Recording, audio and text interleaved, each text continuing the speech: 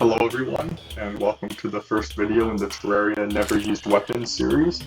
In this first video, I'm using the grenade launcher, which is a weapon I've never used. And surprisingly, it doesn't actually use grenades as weapons, as you saw, it uses rockets. And here I'm just going over my armor and accessories. All of my accessories are reforged to menacing to help increase damage. And the first boss I'm going to fight here is the Golem. Of course, I forgot to give myself power cells, so I'm going to search for them here, so I can actually spawn in the Golem, and then I'll get started with the fight. So I'm going to hit all my buffs, and then spawn in the Golem.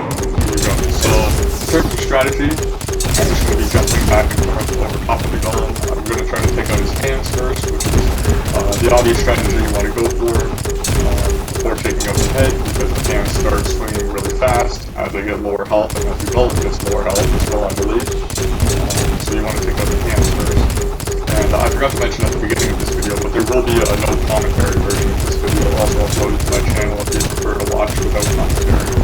So, as long as you stay in the air for the first part of this fight, you should mostly be good. Of course, I have to be careful because the rockets I'm firing with the grenade launcher, which sounds ridiculous, if you're firing rockets, it should be a rocket launcher, there's already a rocket launcher in Terraria, but they can't hurt me. The explosions can damage me, so I have to be careful not to land on top of the rocket, not to blow myself up, because it does a lot of damage.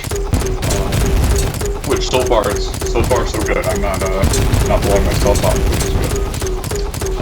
So this arena here is actually an arena that I've built in my journey mode world here. The actual Wizard temple, I believe I actually dug right through it and built a tunnel through it, so I don't even know if it's usable. I actually didn't check before this video. I just opted to use this arena that I built myself. I think it does its job better because it's flat.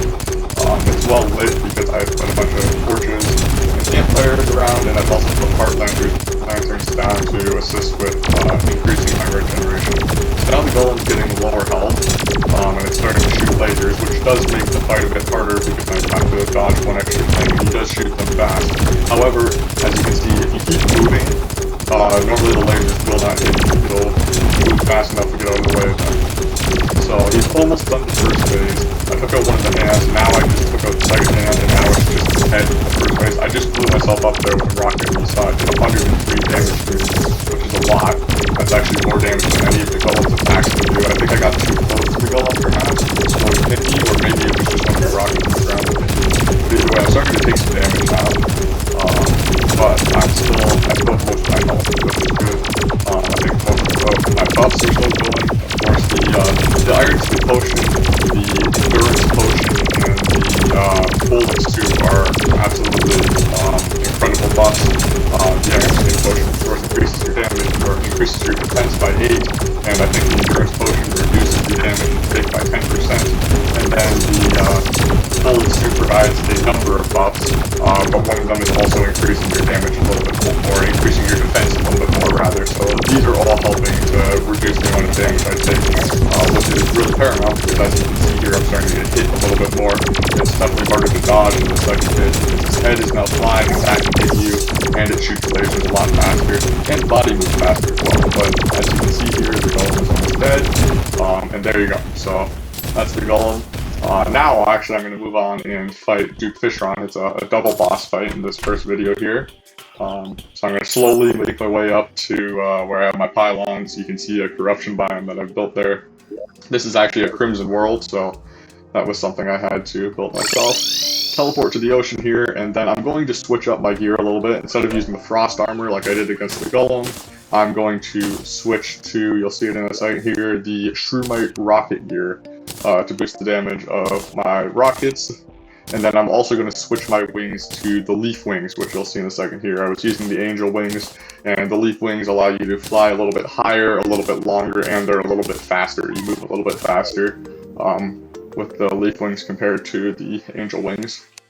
So now I'm going to spawn in Duke Fishron. I believe I mess up twice and failed to spawn him here, so yeah, that first one went off the camera. That might have actually worked, I'm not sure. And then here, I run too far away. It automatically cancels me fishing. But third time's the charm, I actually did it here. And there we go, Duke Fishron has been spawned in. And now, the same sort of strategy of just sort of running and gunning, except it's a lot more complex with Duke Fishron. He's a lot harder of a boss than the Golem is. and as you're going to see throughout this boss fight, my aim isn't very good, so that made this boss fight take longer than it probably otherwise would have.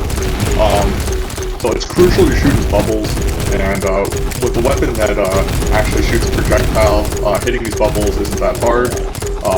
So for the first phase here, my strategy is just to stay on this top platform that I built, because these Sharknadoes and these spawns in this first phase can't actually land up here on the top platform. They just go through and land on a surface below, which is good. It makes it a lot easier for me to dodge him, and I say that as I get hit there.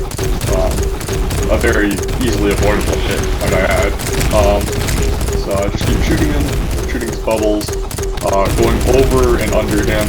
I'm using the Master Ninja gear, which allows me to dash, and it also sometimes gives me a chance to actually dodge his attacks. But it's the dash function that I'm particularly interested in. It makes it easier for me to dodge him. I very nearly got hit there, but I just avoided because of the Master Ninja gear, as I was just talking about.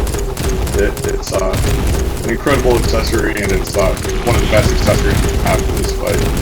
And he's almost to his second phase here. He's almost at half health where he transforms. So yeah, here he goes, transforming into his second phase.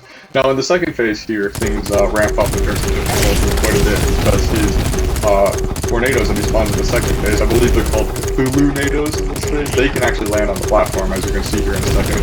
So that's a problem, because now I have to avoid that. I can't just stay up on the top platform. So I'm going to do so by dropping below and then flying back up onto the platform. There. You really don't want to get hit by the tornadoes or the sharks if you can avoid it, because they both do a lot of damage. It's much more preferable, I think, to get hit by one of his bubbles, or maybe even like a melee attack. So a minute ago you saw me actually get hit by, I think, a bubble and then damage boost through the Cthulhu-nado. I'm using the Star Veil as one of my accessories to increase the amount of invincibility I have after getting hit. And as you can see, Duke Fishron's getting quite low, and I'm doing a pretty decent job of dodging his attacks right now. So there's another Cthulhu-nado. A trick that I sort of learned throughout doing this boss fight and from previous boss fights is when that thing that spawns into Cthulhu-nados, that thing you just saw touching there, hits you, you want to be in the air. If you're on the ground when it touches you, it's just going to spawn the tornado right on top of you, and you're almost certainly going to take at least one hit from it, and that does a lot of damage. So like I said, you want to try to be in the air so that it doesn't spawn right on top of you, it just spawns underneath you. So Duke Fishron's down to 6,000 health. My health is doing pretty well. I think most of my buffs are still going, which is good.